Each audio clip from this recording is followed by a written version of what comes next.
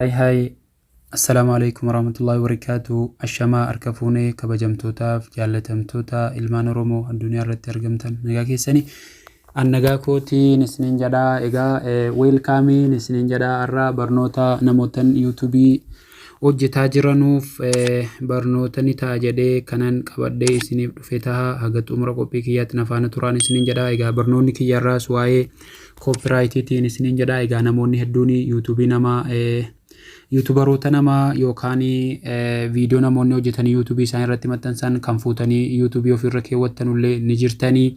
Egaa kana waliin ilaallaa jechuudha. Egaa namoonni gariin immoo kan yuutuubii isaanii viidiyoo ofii isaaniitii yuutuubii isaan irratti gadhiisan kan koopiraayitii guutatanii illee jiranuu ni jiru.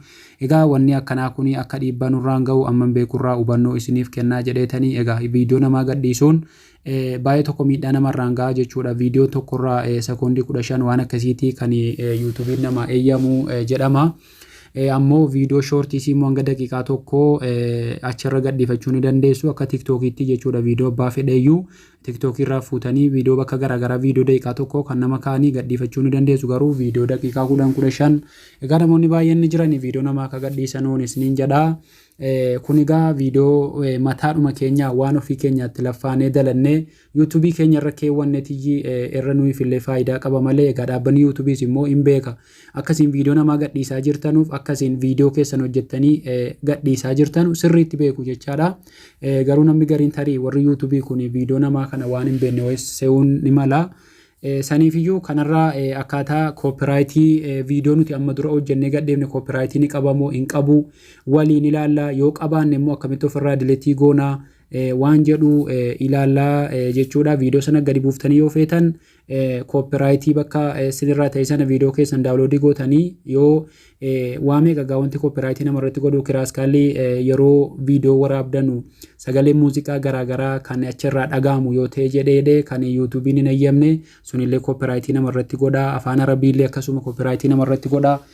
Viidiyoo yuutuubiin hin barbaanedha namoonni bananii dhaggeeffataa viidiyoo waraabanu kanallee yuutuubiin hin eeyyamu namarratti akka inni koopiraayitii godhu taasisaa jechuudha. Wanti isin jalaa waca garaagaraa waa hedduudha jechuudha. Kanarraallee of eeguu viidiyoo kwaalitii viidiyoo qulqulluu qabu ta'uu qabaa. Viidiyoon yuutuubii irratti gadhiifamuu jechuudha. Hamma walumaanuu gara barumsa sanaatti dabarfannaa. Egaa warri jalqaba gara yuutuub chaanala kootii dhuftan ani Rashaad Zeenuuti. Egaa yuutuubii koo keessa galee isinitti agarsiisa. YouTubein kan koo kunoo Rashaad Tuubii ka jedhu kanadha. Seenaatii subscribe like share naa godhaan isiniin jedha. Egaa bakka videos ka jedhu kana yoo tuqxanii jettan viidiyoo as keessaa argattu barnoota waa'ee quraanaa, waa'ee waatsaappii, waa'ee feesbuukii, waa hedduu ragaa wanti as keessa jiru barnoota garaagaraa akkaataa koomentii yoo isin jalaa yuutuubii irratti cufamee akkaataa itti deeffachuu dandeessanu. Egaa barnoonni garaagaraa waa hedduudha kan isin asirraa argattanu har'a haga yoonaatti kanan barsiise kunoo viidiyoon isaa kana fakkaata.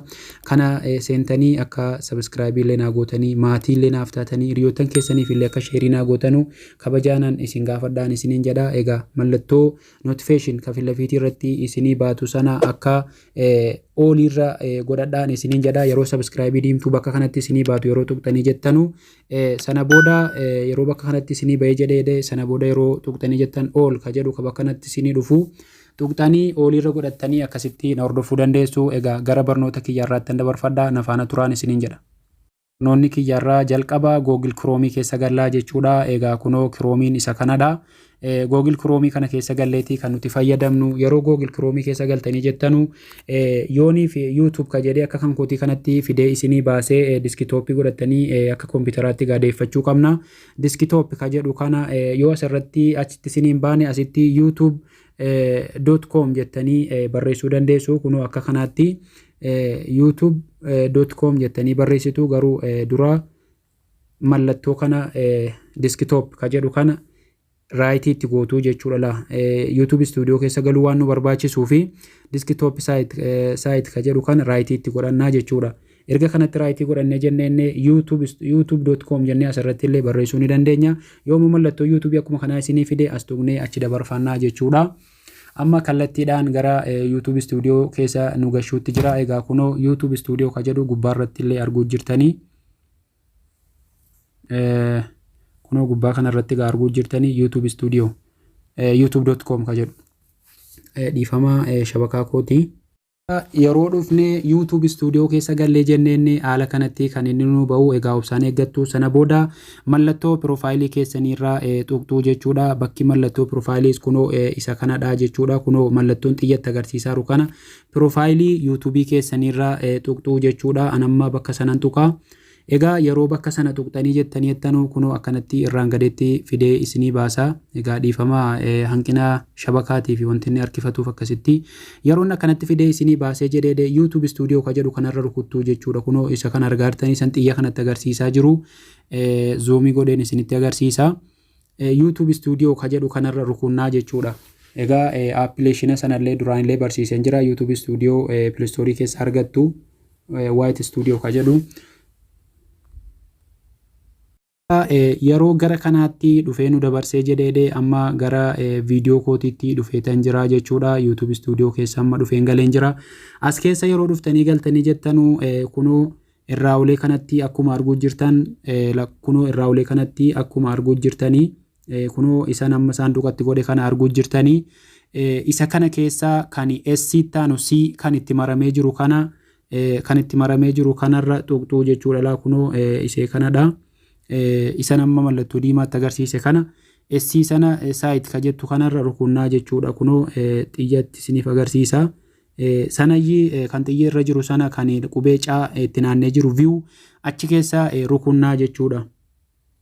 Yeroo bakkatti sana rukunnee jenneen amma kan channel copyright ka jedhu fidee agarsiisa. Egaa 1926 yiit jedhaa jira. Egaa amma as keessatti ati copyright hin qabdu naan jechuutti jira. Bakka kanatti egaa yooniif kan copyright qabdu yoo ta'e jedhee mallattoo isaa bakka kanatti illee isinitti agarsiisa jechuudha.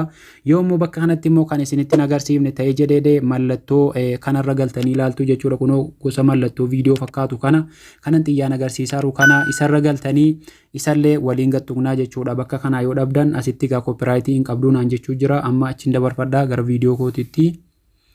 Yeroon bakka kanatti dhufee adda barfadhee jedhee viidiyoo kan koo guutuu isaa natti agarsiisuu jira jechuudha. Kunoo viidiyoo aga 30 asitti agarsiisa. Egaa viidiyoo kan koo yeroonni akkanatti naaf agarsiisee jedhee egaa yooniif copyright kan qabdan taatanii kun hundi isaa gaa public irra keewwachuu qabdanii irraawuleen kun hundi isaa publicidha jechuudha.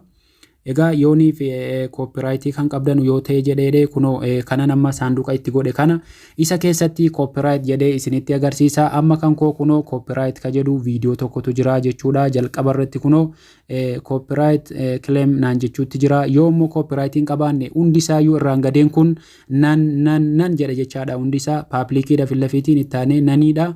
Yooniif immoo copyright qabaattan copyright qabdu isiniin jedha jechuudha. Kan koo amma akkuma arguu jirtan kunoo viidiyoon tokko copyright qabaa jechuudha. Kunoo argaa jirtaniimi kanan xiyya kanatti isinii agarsiise. Egaa viidiyoo keessan haga kana keessaa akkasitti yeroo agarsiiftanii jettan erga kana agarsiiftanii kaatanii jettanii immoo goda kanatti dhuftanii gad dabarfattanii illee kunoo bakka gadii kana jira jechuudha. Bakka xiyya kana mallattoo kana tuqxanii jechuudha. Viidiyoo kan biraallee ila keessa ilaallachuudha. Viidiyoo keessan yoo viidiyoo baay'ee qabaattan egaa guutuu isaa bakkatti isinii waan hin finneef kanas akkanumatti gad tuqxanii akkanatti olooftanii ilaaltuu jechuudha. Egaa as keessaas immoo akka hin qabne ilaaltanii sana booda mallattoo xiyyaa godana jiru kanaa jechuudha. Kunoo kan goda kanatti argamu jechuudha.